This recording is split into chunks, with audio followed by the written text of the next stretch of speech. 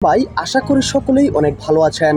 তো বন্ধুরা, চলমান গণহত্যায় বাংলাদেশের মৃত্যুর সংখ্যা আসলে কত?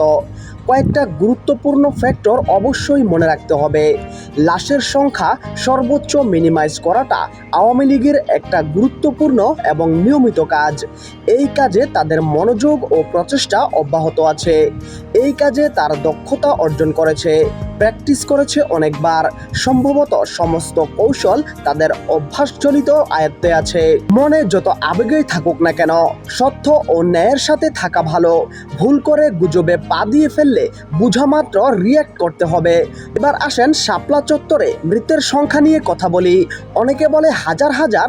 যখন আওয়ামী শাহবাগীরা এই গণহত্যাকে আড়াল করতে চায়, তখন তারা আর মৃতের সংখ্যা নিয়ে কথা বলে না, বরং মানুষের হাজার হাজার বলা নিয়েই পাল্টা যুক্তিতর্কের আসর বসিয়ে পুরো গণহত্যাকে চাপা দেয়।